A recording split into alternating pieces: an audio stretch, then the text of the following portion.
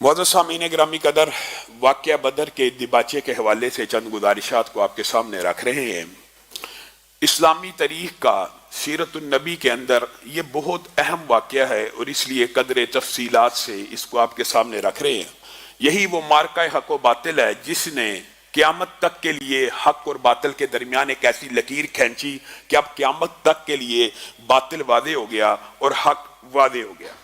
नबी करीम सल्लल्लाहु अलैहि वसल्लम ने जब दो नौ उम्र सहाबा को वापस भेजा, सफर में आगे चलने लगे। गुज़िश्ता खुतबा में आपके सामने रखा था कि बरा बिन आज़िब को और अब्दुल्ला बिन उमर को कम उम्री की वजह से नबी करीम सल्लल्लाहु अलैहि वसल्लम ने सफर से वापस भेजा। जब आगे चले, अब यहां पर कुछ फिकी अबवाब भी इस वाक़े के अंदर पोशीदा हैं और इस वाक़े के हवाले से इससे मिलते जुलते वाक़यात का आपके सामने पहले भी तज़किरा किया था। पहली बात यह कि नबी करीम सल्लल्लाहु अलैहि वसल्लम जब चलने लगे, एक बहुत बड़ा बहादुर, एक बहुत बड़ा पहलवान, एक बहुत बड़ा जंगजू नबी करीम सल्लल्लाहु अलैहि वसल्लम के लश्कर के पास आया और वो है था मुशरिक और आके कहने लगा, मैं भी आपके साथ शामिल होना चाहता हूं। जो भी मामला होगा, अगर आप काफिले तक पहुंच जाएंगे, मैं भी अपना शेयर मांग लूंगा। लड़ाई हो गई तो मैं बहादुर हूं, जरी हूं, सिपहसालार हूं, पूरा अरब मेरी महारत को जानता है, मैं आपकी मदद करना चाहता हूं। रसूलुल्लाह सल्लल्लाहु अलैहि वसल्लम ने फरमाया, अतुमिनु बिल्लाहि व रसूलिही, क्या तू अल्लाह और उसके रसूल पे ईमान लेके आकर मेरी मदद करेगा? कहा नहीं। तो रसूलुल्लाह सल्लल्लाहु अलैहि वसल्लम ने कहा, फर्ज फइन्नी लन अस्ताईन बिमुशरिकिन। अब यहां पर एक फिकी कायदा बयान हुआ। रसूलुल्लाह सल्लल्लाहु अलैहि वसल्लम ने जब हिजरत की थी, आपको मैंने बतलाया था, उस वक्त एक मुशरिक नबी करीम सल्लल्लाहु अलैहि वसल्लम को रास्तों का जो माहिर और गाइड था, नबी करीम के हमरा था। यह क्या मामला हुआ कि एक जगह तो रसूलुल्लाह सल्लल्लाहु अलैहि वसल्लम ने मुशरिक से मदद ली और सफर के अंदर उसको अपने साथ लिया और कुछ ही देर बाद रसूलुल्लाह सल्लल्लाहु अलैहि वसल्लम कह रहे हैं, फ़इन्नी, मैं लन अस्ताईन बिमुशरिकिन, मैं मुशरिक की मदद नहीं लूंगा। ये क्या वाक़या? ये आपस में बज़ाहिर तारुद मालूम होता है दोनों हदीसों के माबैन। लेकिन मेरे भाइयों, एक बात याद रखना, मैं अक्सर आपके सामने कहता हूं, दुनिया में कोई हदीस कुरान के साथ नहीं टकराती, आपकी अकल टकराती है। आपने उलमा से पूछे नहीं, आपने घर बैठ के कह दिया ये टकरा रही है, आपकी अकल टकरा रही है। इसी तरह कोई हदीस भी दूसरी हदीस से नहीं टकराती, आपने उलमा से पूछा नहीं है कि इनके दरमियान तत्बीक क्या, मुताबिकत क्या है।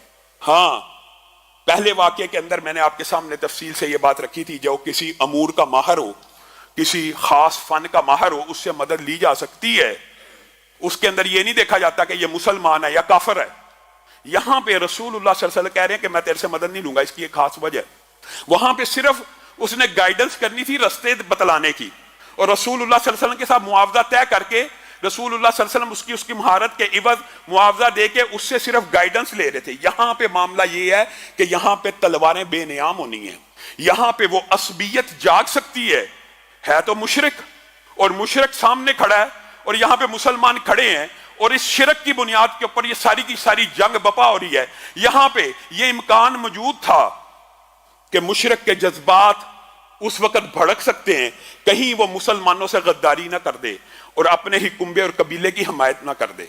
यहां दो बातों में मामूली सा फर्क है कि किस हद तक मदद लेनी चाहिए और किस हद तक ये इंसानी नफ्सियात के ऐन मुताबिक रसूलुल्लाह सल्लल्लाहु अलैहि वसल्लम ने फैसला किया। वो फिर आया, रसूलुल्लाह सल्लल्लाहु अलैहि वसल्लम ने फिर पूछा कि अल्लाह और उसके रसूल पे ईमान लेके आता? कहा नहीं। फिर आया, तीसरी मरतबा आया, अब के उसका दिल पलट चुका था रसूलुल्लाह सल्लल्लाहु अलैहि वसल्लम की और लश्कर की आदात अतवार देके कहने लगा, मैं आपके ऊपर भी और अल्लाह के ऊपर भी ईमान लेके आता हूं। तो रसूलुल्लाह सल्लल्लाहु अलैहि वसल्लम ने कहा, अब तू हमारे लश्कर में शामिल हो सकता है। रसूलुल्लाह सल्लल्लाहु अलैहि वसल्लम ने उसको अपने लश्कर में शामिल किया। मुसलमानों के दिलों में खुशी की लहर दौड़ पड़ी। अब आपको बतलाया था कि अबू सुफियान रज़ी अल्लाह तआला अन्हु उस वक्त तक मुसलमान नहीं थे, वो अपना तिजारती काफिला लेके जा रहे थे, लेकिन वो बड़े ज़ीरक और समझदार थे। बार बार उनको इतला मिल चुकी थी कि रसूलुल्लाह सल्लल्लाहु अलैहि वसल्लम अपने काफिले के हमरा मेरे तिजारती काफिले के पीछे आ चुके हैं। यहां तक कि अबू सुफियान अपने तिजारती काफिले से पीछे पीछे बदर के मकाम तक भी पहुंचा और वहां पे उसने ऊंट की मेंगनी को खोला, चेक किया, उसमें से खजूर की एक गिटक निकली تو وہ کہنے لگا اللہ کی قسم یہ تو یثرب کا چارہ ہے، اور یہ ان کی ذہانت کے اوپر بھی اور ان کی معاملہ فہمی کے اوپر بھی دلیل دیتی ہے کہ مدینہ کی کھجور کی گٹھلی کو پہچان گئے اور فوری اپنے تجارتی قافلے کو کہا تم ساحل سمندر کی طرف چل پڑو، لیکن ساتھ دوسرا انتظام بھی کیا، کیا؟ زمزم بن عمر غفاری کو مکہ بھیجا، کہا قافلے کو میں سمندر کی طرف لے کے جا رہا ہوں، رسول اللہ صلی اللہ علیہ وسلم اور اس کے ساتھی بدر کے قریب پہنچ چکے ہیں، میں نے ان کے اونٹ کی مینگنیوں سے پہچان لیا یہ وہی لشکر ہے جو ہمارے تعاقب میں آ رہا ہے۔ زمزم بن عمر غفاری کو مکہ بھیجا مدد لینے کے لیے، اپنا تجارتی قافلہ ساحل سمندر کی طرف روانہ کر دیا۔ رسول اللہ صلی اللہ علیہ وسلم کے اس دوران جو معاملات ہیں وہ بھی آپ کے سامنے رکھیں گے، لیکن یہ معاملہ بڑا اہم ہے۔ زمزم بن عمر غفاری نے جو ترتیب اختیار کی، جو انداز اختیار کیا، حقیقت ہے تاریخ کے اندر، سیرت کے اندر یہ بات لکھی ہے کہ اس نے بہت متاثر کن طریقے سے جناب ابو سفیان کا پیغام جو اس وقت تک مسلمان نہیں تھے ہوئے مکہ میں دیا۔ کس طرح؟ وہ گیا اپنے اونٹ کی ناک کو چیر دیا، اونٹ کی ناک سے خون نکل رہا ہے، اپنی قمیض کو آگے اور پیچھے سے پھاڑ لیا، کجاوے کو اونٹ کے اوپر الٹا ڈال لیا اور کہا ہے قریش مکہ کے لوگوں، محمد صلی اللہ علیہ وسلم اور اس کے ساتھی تمہارے تجارتی مال کو لینے کے لیے بس قریب ہے کہ آن پہنچے ہیں۔ اور عربی میں ایک فصحا تقریر کی، جو عربی جانتے ہیں صرف وہی اس سے محدود ہو سکتے ہیں، کہنے لگا اور مجھے یقین ہے تم اپنے قافلے کو بچا نہیں پاؤ گے۔ قریش مکہ کے اندر آگ لگ گئی، بھڑک اٹھی، یہ کیسی باتیں کر رہا ہے؟ ایک تو ہمیں آ کے اطلاع دے رہا ہے کہ ہمارا تجارتی مال ان کے ہاتھ لگنے لگا، اور ساتھ کہہ رہا ہے تم انہیں ان کو بچا سکتے۔ اب بس محمد صلی اللہ علیہ وسلم اور اس کے ساتھی پہنچے کہ پہنچے، اب اگر اپنے تجارتی قافلوں کو بچانا ہے تو تیزی سے اونٹ کی پشتوں پہ اور گھوڑوں کے اوپر سوار ہو کر اس قافلے کی مدد کو پہنچ جاؤ۔ یہ انداز اس نے اس انداز میں تقریر کی کہ قریش مکہ کے جذبات بھڑک اٹھے اور سارے کے سارے جنگ کے لیے تیار ہو گئے۔ اب یہاں سے رسول اللہ صلی اللہ علیہ وسلم کو اطلاع مل گئی کہ کفار مکہ اس تجارتی قافلے کو بچانے کے لیے، جنگ کرنے کے لیے مکہ سے نکل رہے ہیں۔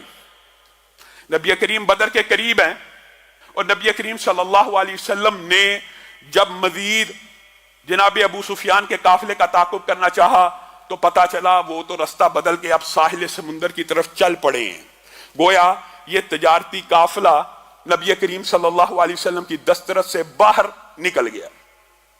اب ابو سفیان نے دوبارہ پیغام بھیجا کہ میرا تجارتی جو قافلہ ہے وہ محمد صلی اللہ علیہ وسلم اور ان کی ساتھیوں کی دسترس سے باہر نکل چکا ہے، اب تم نہ آؤ مجھے بچانے، میں ان قریب مکہ میں پہنچنے والا ہوں، اب مجھے تمہاری مدد کی ضرورت نہیں رہی۔ یہ پیغام دوبارہ پہنچا دیا، لیکن وہاں پہ جنگ کی تیاری ہو چکی تھی اور قریش مکہ نکل چکے تھے۔ انہوں نے ابو سفیان کا یہ پیغام سنا، سمجھا، اور ان کے قافلے کے اندر بھی بہت سے لوگ ایسے تھے جو نہیں تھے چاہتے کہ رسول اللہ صلی اللہ علیہ وسلم کے قافلے کے ساتھ جنگ ہو جائے، نہیں تھے چاہتے، حتیٰ کہ رسول اللہ صلی اللہ علیہ وسلم نے عتبہ بن ربیعہ کے بارے میں یہ کہہ دیا تھا، آج کے دن اس سرخ اونٹ والے کے پاس خیر ہے، اگر اس کے لشکر والے، اس کے قبیلے والے آج اس کی بات مان جائیں تو قیامت تک کے لیے اس ذلت اور رسوائی سے بچ جائیں گے۔ اور عتبہ بن ربیعہ کیا کہتا تھا مجھے اب کوئی وجہ سمجھ نہیں آ رہی محمد صلی اللہ علیہ وسلم اور ان کے لشکر سے لڑنے کی، ابو جہل کیوں بضد ہے، کیوں ضد کر رہا ہے؟ اب تو ہمارا قافلہ بچ گیا، ہمارا تو مقصد صرف اپنے قافلے کو بچانا تھا۔ ابو جہل نے اس وقت کہا نہیں، اب ہمیں اپنے اس معاشی رستے کو ہمیشہ کے لیے مضبوط کرنا ہے۔ آج وہ آئے ہیں، کل پھر قافلہ آئے گا، پھر محمد صلی اللہ علیہ وسلم کے ساتھی نکلیں گے، پھر روک دیں گے۔ اب ہمیں ایک ہی مرتبہ یہ فائنل کر لینا چاہیے اور ہمیں جنگ کر لینی چاہیے۔ گویا قریش مکہ کے اندر بھی بعض لوگ ایسے تھے، امیہ بن حلف بھی حقیقت میں نہیں تھا چاہتا، ابو جہل نے اس کے پاس بھی عقبہ بن ابی معیط کو بھیجا تھا، اور وہ اونٹ کی انگیٹھی جلاتا ہوا امیہ بن حلف کے پاس آیا اور کہنے لگا عورتوں کی طرح یہ خوشبو لگا لے، عورتوں کی طرح تانا دیا۔ تو امیہ بن حلف جو اس وقت بوڑھی عمر کا ہو چکا تھا، اس کی غیرت نے جوش مارا اور اس نے بھی اونٹ لیا۔ گویا ابو جہل نے بڑی ٹیکنیک کے ساتھ کفار مکہ اور قریش مکہ کو اس جنگ کے اوپر مجبور کیا، لیکن رسول اللہ صلی اللہ علیہ وسلم کے جو لشکر کے حوال ہیں وہ بھی میں آپ کے سامنے رکھتا ہوں. لیکن ان مجبوریوں کے باوجود اللہ رب العزت نے بعض ایسے واقعات، ایسی چیزیں پیش آئیں کہ کفار کے لشکر کے اندر آپس میں پھوٹ ضرور پڑ گئی. نمبر ایک بات جہیم بن سلط کا ہاب، نمبر دوسری بات عاتکہ بن عبد المطلب کا ہاب. یہ دو ہاب سیرت النبی کے اندر بڑے معروف ہیں. ان دونوں نے ایک طرح کے ہاب دیکھے. عاتکہ بن عبد المطلب نے ہاب میں دیکھا کہ ایک شخص آیا ہے اور اس نے آ کے اپنے اونٹ کی سواری کے اوپر آیا ہے اور ایک پہاڑ کی چوٹی سے ایک پتھر پھینکا ہے. وہ پتھر پہاڑ کی چوٹی سے گرتا ہوا آ رہا ہے اور ریزہ ریزہ ہو گیا ہے. اب جب وہ ریزہ ریزہ ہوا ہے تو اس کی جو کنکری ہیں وہ قریش میں سے ہر ایک کے گھر میں گر گئی ہیں اور اس کے جو اثرات ہیں وہ میں نے بڑے برے دیکھے ہیں. یہ مشہور جناب عاتکہ بن عبد المطلب کا خواب ہے. جب یہ خواب انہوں نے سنایا تو ابو جہل نے کیا جملہ کہا؟ ابو جہل نے کہا عبد المطلب میں پہلے، بنو عبد المطلب میں پہلے ایک نبی ہوا کرتا تھا، اب نبیہ بھی پیدا ہو گئی ہے. یہ تمہیں ڈرانے کے لیے اس طرح کے خواب سناتی ہے، یہ تمہیں ڈرانے کے لیے ایسے خواب سناتی ہے. اور یہ معروف واقعہ جس نے تفصیل سے پڑھنا ہو تو عباس کو بڑا غصہ لگا اور انہوں نے کہا پہلے تو نے ہمارے بنو عبد المطلب کے مردوں کو یہاں سے نکال دیا، اب تو ہماری عورتوں کے بارے میں بھی بکواس کرتا ہے، اپنی زبان کو لگام دے. خیر ایک یہ خواب تھا جس کی وجہ سے کفار کے دلوں کے اندر ہیبت بیٹھ گئی. پھر جہیم بن سلط نے ایسا ہی ایک خواب دیکھا اور اس نے کیا دیکھا؟ ایک اونٹ ہے، ایک گھوڑا ہے، وہ اترا ہے، اونٹ کی گردن میں ایک تیر لگا ہے، وہاں سے خون کا فوارہ نکلا ہے اور گھوڑے والا کہہ رہا ہے عتبہ مارا گیا، شیبہ مارا گیا، ربیہ مارا گیا، ابو جہل مارا گیا، امیہ بن حلف مارا گیا. یہ خواب ہے. اس کا جواب بھی ابو جہل نے یہی دیا کہ بنو عبد المطلب میں ایک اور نبی پیدا ہونے لگا، یہ تمہیں ڈرانے کے لیے کہہ رہے ہیں. حتیٰ کہ امیہ بن خلف کو ایک بندے نے آ کے کہا کہ سعد بن معاذ کی وہ بات یاد نہیں ہے کہ رسول اللہ صلی اللہ علیہ وسلم کی بات انہوں نے تجھے بتلائی تھی کہ تو مسلمانوں کے لشکر کے ہاتھ سے مارا جائے گا. یہ تین ایسی باتیں تھیں کہ کفار مکہ کے لشکر کے اندر یہ باتیں پھیل گئیں کہ ہمیں رسول اللہ صلی اللہ علیہ وسلم سے اب جنگ نہیں کرنی چاہیے، تجارتی قافلہ بچانا تھا وہ بچا لیا. یہ ابو جہل ہمیں مجبور کر رہا ہے. خیر ابو جہل نے ان کو مجبور کیا، اصرار کیا اور اپنے ساتھ دوستیوں کا واسطہ دیا وغیرہ. اور ایک بات یاد رکھیے گا یہاں پہ، ابو جہل نے مکہ سے نکلتے ہوئے بھی ایک دعا کی تھی جو اپنے لیے اس کے لیے بد دعا تھی. اور دو باتیں ابو جہل کی بڑی اہم ہیں اس پورے واقعے کے اندر. ایک، جب ابو جہل نے 1000 کے قریب لشکر کو نکالا تھا تو ان کے جو حلیف تھے قریش مکہ کے، ان میں سے بعض اس کے پاس آئے اور کہنے لگے کہ ہم بھی تیری مدد کو چلتے ہیں، تیرے ساتھ ہو لیتے ہیں. تو ابو جہل نے اس وقت کہا تھا اگر تو میں اللہ کے خلاف جنگ لڑ رہا ہوں جیسے محمد صلی اللہ علیہ وسلم کا دعویٰ ہے تو دنیا کے سارے لشکر بھی مل جائیں، کوئی مجھے فتح نہیں دلوا سکتا. یہاں پہ ان باتوں کے اوپر بھی غور کرنے کی ضرورت ہے. قریش مکہ، مشرکین مکہ رب تعالیٰ سے واقف تھے، اللہ سے واقف تھے. اصل اختلاف شرک کا تھا، اصل اختلاف توحید الوہیت کا تھا، توحید ربوبیت کے اندر اختلاف کوئی نہیں تھا. یہ بات میں بارہا آپ کے سامنے رکھ چکا ہوں اور کہنے لگا اگر میں اس رب کے خلاف اور اس اللہ کے خلاف جنگ نہیں لڑ رہا تو میرا یہ 1000 کا لشکر پھپتی کستے ہوئے وہ چند 100 کے لشکر کو بری طرح تہس نہس کر دے گا، مجھے تیری مدد کی ضرورت نہیں. اب پھر دعا کرنے لگا اللہ سے دعا کرنے لگا، اللہ اگر محمد صلی اللہ علیہ وسلم اپنے دعوے میں سچے ہیں تو مجھے ہلاک کر دیں، اور اگر جھوٹے ہیں تو معاذ اللہ کہنے لگا جو صلہ رحمی کو توڑنے والا ہے، جو نیا دین، بددینیت کے الفاظ استعمال کرتے ہوئے کہنے لگا جو نیا دین اور بے دینی کو لے کے آیا ہے اس کو یہاں پہ غارت کر دینا. ان تستفتحوا فقد جاءکم الفتح، قرآن پاک کی پوری آیت ابو جہل کے اس مکالمے کے جواب میں اللہ تعالیٰ نے نازل کی کہ جس چیز کا تم وعدہ مانگتے ہو وہ وعدہ آن پہنچا ہے. ان تنتہوا فہو خیر لکم، ابو جہل اگر تم رک جاؤ تو تمہارے لیے بہتر ہے. وَإِن تَعُودُوا نَعُودْ، اور اگر تم آؤ گے تو آؤ، اپنے رب کے ساتھ، محمد صلی اللہ علیہ وسلم کے رب کے ساتھ مقابلہ کر دو، تمہارا لشکر جتنا چاہی مردی بڑا ہو جائے۔ ولو کثرت کے بھی اللہ تعالیٰ نے ذکر کیا کہ اگر تیرا لشکر جتنا مرضی بڑا ہو جائے تو اللہ کو شکست نہیں دے سکتا، تو مومنین کو شکست نہیں دے سکتا۔ وَأَنَّ اللَّهَ مَعَ الْمُؤْمِنِينَ، اور اللہ رب العزت مومنوں کے ساتھ ہے۔ یہ کفیات تھی کفار کے لشکر کی کہ وہ بھی آگے بڑھ رہے ہیں، اور 200 گھڑ سوار۔ لشکر مدینہ میں کتنے گھڑ سوار ہیں؟ 2۔ کتنے گھڑ سوار ہیں؟ 2۔ اور کفار کے لشکر میں 200۔ یہاں پہ 70 اونٹ ہیں، وہاں پہ سینکڑوں اونٹ ہیں جن کی تعداد ان گنت ہے۔ 2 کے مقابلے میں 200 گھڑ سوار ہیں، 70 اونٹوں کے مقابلے میں سینکڑوں اونٹ ہیں۔ یہاں پہ رسول اللہ صلی اللہ علیہ وسلم کے لشکر کے اندر کی جو کفیات ہیں اس کو بھی اللہ تعالیٰ نے تفصیل سے بیان کیا۔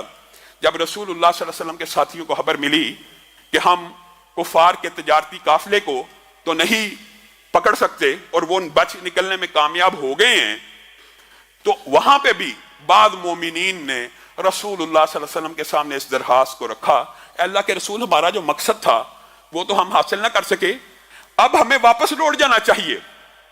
رسول اللہ صلی اللہ علیہ وسلم کو جس وقت مومن یہ بات کہہ رہے تھے، اس وقت رسول اللہ صلی اللہ علیہ وسلم کو اطلاع ملی کہ کفار مکہ کا لشکر تو اب بدر کے قریب پہنچنے والا ہے، روانہ ہوئے عرصہ ہو چکا ہے۔ رسول اللہ صلی اللہ علیہ وسلم نے اپنے ساتھیوں کی طرف دیکھا اور رسول اللہ صلی اللہ علیہ وسلم نے ان کو کہا، کفار کا لشکر تو اب بہت قریب ہے، اگر ہم واپس بھی پلٹ جائیں گے وہ ہمیں لا محالہ طور پہ ہمارا اب ٹکراؤ ضروری ہے۔ وَإِنَّ فَرِيقًا مِّنَ الْمُؤْمِنِينَ لَكَارِهُونَ، اللہ تعالیٰ نے بعض مومنوں کی دل کی کیفیت کو بیان کر دیا کہ ہاں مومنوں کا ایک گروہ اس جنگ کو ناپسند کرتا تھا، لیکن اللہ تعالیٰ نے اگلی باتوں کو بھی بیان کیا۔ وَإِذْ يَعِدُكُمُ اللَّهُ إِحْدَى الطَّائِفَتَيْنِ، اللہ تعالیٰ نے رسول اللہ جب نکلے تھے، گزشتہ خطبے میں آپ کے سامنے رکھا تھا کہ رسول اللہ صلی اللہ علیہ وسلم نے کہا تھا اللہ تعالیٰ نے مجھ سے وعدہ کیا ہے 2 گروہوں میں سے ایک گروہ کا یا تجارتی قافلہ اللہ تعالیٰ میرے نصیب میں کر دے گا یا قریش مکہ کے اوپر مجھے فتح دے دے گا۔ اب رسول اللہ صلی اللہ علیہ وسلم کے ساتھیوں نے جب یہ کہا کہ پلٹ جانا چاہیے، بعض ساتھیوں نے، سارے نے نہیں، ان میں سے چند نے، وَإِنَّ فَرِيقًا مِّنَ الْمُؤْمِنِينَ، مومنوں میں سے بعض ایک نے یہ کہا کہ اب ہمارا مقصد تو پورا نہیں ہو سکا، ہم دوبارہ موقع کا انتظار کریں گے۔ تو رسول اللہ صلی اللہ علیہ وسلم نے کہا اللہ نے میرے سے 2 میں سے ایک لشکر کا وعدہ کیا تھا، اے مومنوں 2 میں سے ایک کا وعدہ تھا۔ اور اللہ تعالیٰ نے پھر سورہ انفال میں یہ پورا مومنوں کا تذکرہ بیان کیا، اور مومن تو چاہتے تھے کہ ان کو ان 2 میں سے وہ لشکر مل جائے جس کے ساتھ جنگ نہ ہو، جس کے بعد ہتھیار نہ ہو۔ مومنوں کا دل تو یہ چاہتا تھا کہ ان کو تجارتی قافلہ مل جائے۔ قرآن پاک کی آیت کا سورۃ انفال میں مطلب یہ مومن یہ چاہتے تھے کہ ان کو بغیر جنگ کے، بغیر لڑائی جھگڑے کے ابو سفیان کا تجارتی قافلہ مل جائے، لیکن اللہ چاہتا تھا کافروں کی جڑ کو اکھاڑ پھینکے، کافروں کو نیست و نبود کر دے، حق کو واضح کر دے، باطل کو پسپا کر دے۔ تو اللہ تعالیٰ نے 2 میں سے اس لشکر کے سامنے مومنوں کو کر دیا کہ جس کے ساتھ جنگ ہونے والی تھی۔ گویا اللہ تعالیٰ کو بھی یہ منظور نہیں تھا کہ رسول اللہ صلی اللہ علیہ وسلم کے ساتھی تجارتی قافلے کو پکڑیں، بلکہ اللہ تعالیٰ نے یہ ڈیزائن کیا تھا۔ اور رسول اللہ صلی اللہ علیہ وسلم نے جب یہ باتیں مومنوں کے سامنے رکھی تو مقداد بن اسود کھڑے ہو گئے، اور صحابہ بیان کرتے ہیں اللہ کی قسم مقداد بن اسود کی ایک ایسی فضیلت ہے جو ہم میں سے کسی کو حاصل نہیں ہو سکی۔ کہا وہ کون سی فضیلت ہے؟ کہا مقداد نے جب رسول اللہ صلی اللہ علیہ وسلم کے چہرے کو دیکھا اور ان کے ارادے کو بعض مومنین کی رائے سے فرق دیکھا تو کھڑے ہو گئے اور کہا اے اللہ کے رسول، آپ نے ہمیں کیا سمجھا ہے؟ ہم موسیٰ کے ساتھی ہیں، فَاذْهَبْ أَنْتَ وَرَبُّكَ فَقَاتِلَا إِنَّا هَاهُنَا قَاعِدُونَ، ہمارے بارے میں یہ گمان مت کیجئے گا، اگرچہ بعض ساتھیوں نے یہ بات کہہ دی ہے لیکن ہمارے بارے میں یہ گمان نہ کیجئے گا کہ ہم موسیٰ کے ساتھی ہیں اور آپ کو کہیں گے آپ اور آپ کا رب جائے اور ہم یہاں پہ بیٹھے انتظار کر رہے ہیں، آپ اور آپ کا رب فتح حاصل کرے۔ اللہ کی قسم آپ کے آگے بھی لڑیں گے، آپ کے پیچھے بھی لڑیں گے، دائیں بھی لڑیں گے، بائیں بھی لڑیں گے۔ جو تیر آئے گا مقداد کی گردن پہ پہلے لگے گا، جو تلوار آئے گی مقداد کی گردن آپ سے پہلے کٹے گی۔ رسول اللہ صلی اللہ علیہ وسلم کا چہرہ خوشی سے تمتما اٹھا اور رسول اللہ صلی اللہ علیہ وسلم مہاجرین سے یہی چاہتے تھے جو مقداد نے کہا۔ رسول اللہ صلی اللہ علیہ وسلم نے مہاجرین کی ساری رائے کو جب اس بات کے اوپر یکسو ہوتے دیکھا، مشورہ ہو جانا، رائے کا اختلاف ہو جانا کوئی بات نہیں، لیکن مقداد کی تقریر کے بعد سارے مہاجرین اس بات پہ یکسو ہو گئے کہ ہم رسول اللہ صلی اللہ علیہ وسلم کے دائیں بھی لڑیں گے بائیں بھی لڑیں گے، جو رسول اللہ چاہتے ہیں، جس قافلے کے ساتھ چاہتے ہیں ہمیں لڑانا ہم لڑیں گے۔ رسول اللہ صلی اللہ علیہ وسلم نے مہاجرین کی اس بات کو سننے کے بعد انصار کی طرف توجہ کرتے ہوئے کہا، اشیروا علیہ ایھا الناس، مجھے مشورہ دو لوگو۔ نام انصار کا نہیں لیا، اور یہ رسول اللہ صلی اللہ علیہ وسلم کا خاصہ تھا کہ آپ بعض اوقات اس طرح اشارے میں گفتگو کیا کرتے تھے تاکہ کسی کے دل کو چوٹ نہ لگے، اور یہ انسانی نفسیات کے عین مطابق ہے۔ حتیٰ کہ کئی دفعہ جرائم کے بارے میں بھی آپ یہی کہا کرتے ہیں، ما بالو اقوام، ما بالو اقوام، لوگوں کو کیا ہو گیا ہے، حالانکہ پتہ ہوتا تھا جرم فلاں نے کی ہے، اس کا نام نہیں تھے لیتے، کیا کہتے تھے، ما بالو اقوام۔ یہاں پہ بھی آپ نے اشارے سے انصار کی رائے پوچھنے کی کوشش کی۔ اشیروا علیہ ایھا الناس، سعد بن معاذ کھڑے ہوئے اور کہنے لگے، اللہ کے رسول مجھے لگتا ہے یہ اشارہ انصار کی طرف ہے، جی ہاں میں آپ سے بھی کچھ سننا چاہتا ہوں۔ سعد بن معاذ نے کہا، آپ کیا سمجھتے ہیں ہم نے صرف آپ کو پناہ دی، اپنے گھروں کے اندر اسلام کو قبول کیا، ہم اللہ کی اس نعمت کا جتنا بھی شکریہ ادا کریں کم ہے۔ اللہ کی قسم اگر آپ ہمیں حکم دیں گے کہ سمندروں میں چھلانگیں مار دو، پہاڑوں سے گر جاؤ، آپ کی آواز پہ لبیک کہا جائے گا، پیچھے نہیں ہٹا جائے گا۔ رسول اللہ صلی اللہ علیہ وسلم کا چہرہ خوشی سے تمتمانے لگا، اور رسول اللہ کی مسکراہٹ کے اندر اس واقعے کو میں نے تفصیلاً آپ کے سامنے رکھا تھا۔ پھر رسول اللہ صلی اللہ علیہ وسلم نے سعد بن معاذ کو شاباش بھی دی اور کہا، سیرو وابشروا فإن اللہ قد وعدنی احدى الطائفتین واللہ لکأنی الآن انظر الی مصارع القوم، نکلو اور محمد صلی اللہ علیہ وسلم کی بشارت بھی لے لو، اللہ نے میں محمد سے وعدہ کیا تھا دونوں میں سے ایک قافلہ ملے گا، دونوں میں سے ایک قافلہ ملے گا، اور اب جب تم نے جنگ کا ارادہ کر لیا ہے تو اللہ کی قسم میں محمد صلی اللہ علیہ وسلم دیکھ رہا ہوں قریش کی قوم کی قتل گاہوں کو۔ اور اسی بات کو رسول اللہ صلی اللہ علیہ وسلم نے بدر سے پہلے ایک صحابی کو ساتھ لے کے کہا تھا، عمر بن خطاب بھی تھے اور دیگر صحابہ بھی، آگے چل کے یہ واقعہ بھی آئے گا۔ یہاں پہ عتبہ کل مرے گا، یہاں پہ شیبہ گرے گا، یہاں پہ ابو جہل گرے گا، یہاں پہ امیہ بن خلف گرے گا۔ آپ بتلائیے کیا دنیا کا کوئی شخص اپنے تجربے اور مشاہدے کی بنیاد کے اوپر یہ کہہ سکتا ہے کل یہاں پہ فلاں بندہ قتل ہوگا، یہ میرا تجربہ ہے، یہ تجربہ ہے؟ ہمارا یہ عقیدہ ہے، ہمارا یہ منہج ہے کہ رسول اللہ صلی اللہ علیہ وسلم جب بھی بولتے ہیں اللہ کی وحی کے تابع ہو کے بولتے ہیں۔ یہ وحی الہی تھی، جب آئے تو یہ بھی بتلا دے کہ کل ابو جہل کہاں مرے گا، کل عتبہ کا قتل گاہ کیا بنے گی، کل ربیہ کی قتل گاہ کیا بنے گی، اور جب اللہ تعالیٰ نہ بتانا چاہے اونٹ کی گردن کے نیچے ہار کا پتہ نہ لگے، آپ کی اپنی چارپائی کے نیچے ایک کتے کا پلہ موجود ہو پتہ نہ لگے، اور جب اللہ چاہے تو رسول اللہ صلی اللہ علیہ وسلم کے سامنے جس مرضی بات کو کھول کے بیان کر دے۔ رسول اللہ صلی اللہ علیہ وسلم نے کہا نکلو اور خوشخبری سنو۔ یہاں پہ رسول اللہ صلی اللہ علیہ وسلم حضرت ابو بکر کو لے کے نکلے اکیلے، جس طرح ابو سفیان اپنے تجارتی قافلے کے حالات واقعات سے خبردار رہتا تھا، یہی سپہ سالاری کے اصول ہوتے ہیں۔ رسول اللہ صلی اللہ علیہ وسلم حضرت ابو بکر کو لے کے نکلے، اور ایک بزرگ سے، یہ بھی سیرت کے اندر بڑا مشہور واقعہ ہے، بزرگ سے ملاقات ہو گئی، کہنے لگے وہ قریش کے قافلے کے لوگ کہاں کیا ہے میں نہیں بتلاؤں گا جب تک تم نہیں بتلاؤ گے تم کون ہو۔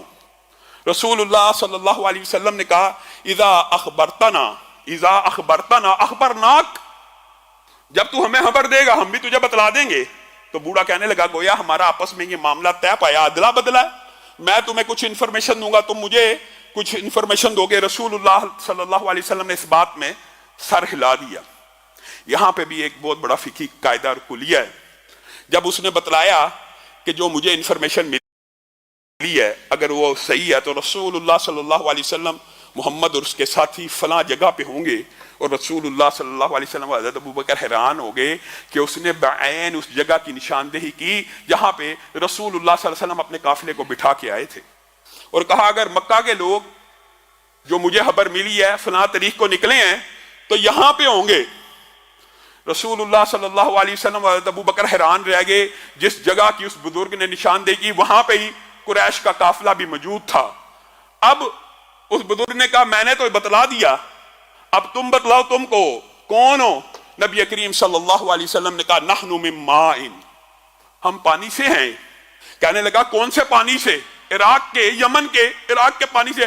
صرف رسول اللہ صلی اللہ علیہ وسلم نے یہ جملہ بولا اور واپس منہ کر لیا۔ یہ فقہی ایک قاعدہ اور کلیہ ہے، جنگوں کے اندر توریے کی اجازت موجود ہوتی ہے، خلاف حقیقت بات کرنے کے علاوہ۔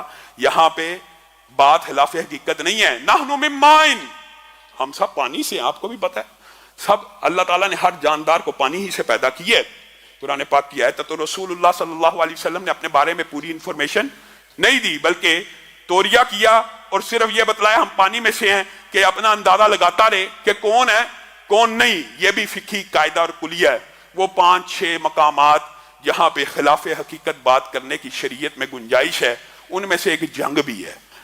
جس طرح صلح کرانے کے وقت، جس طرح میاں بیوی کے تعلق کے وقت یہ معاملات کی اجازت ہے خلاف حقیقت بات کرنے کی، اسی طرح یہاں پہ بھی خلاف حقیقت بات کرنے کی اجازت ہے۔ پھر نبی کریم صلی اللہ علیہ وسلم نے حضرت علی کو اور دیگر صحابہ کو بھیجا کہ قریش کے قافلے کی خبر لا۔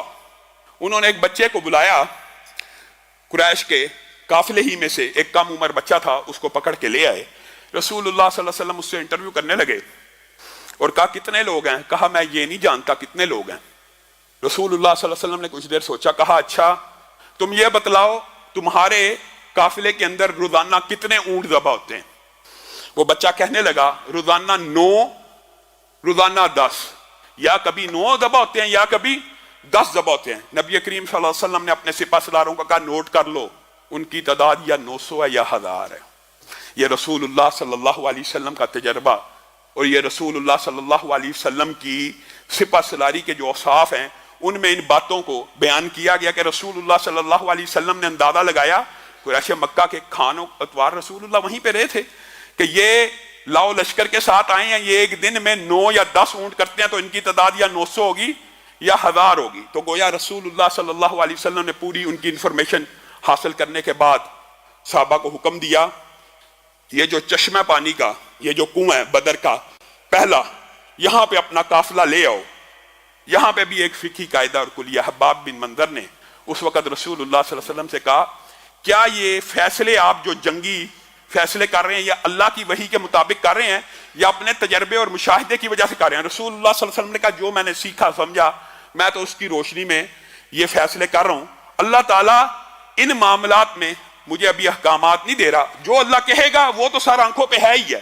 ابھی دنیاوی معاملات ہیں، لشکر کے معاملات ہیں، تو میں اپنے اجتہاد کی بنیاد کے اوپر فیصلے کر رہا ہوں۔ تو حباب نے کہا اللہ کے رسول اگر تجھے اللہ کی وحی سے فیصلہ نہیں ہے تو پھر میرا مشورہ یہ سب سے آگے والے کنویں میں جائیے، اس کے اوپر لشکر دیجیے، باقی کنووں کو پاٹ کر کے ہم سارے کا سارا پانی اپنے کنویں پہ لے آئیں گے۔ جب جنگ شروع ہوگی قریش مکہ پیاسے رہیں گے، ہمارے پاس پانی ہوگا۔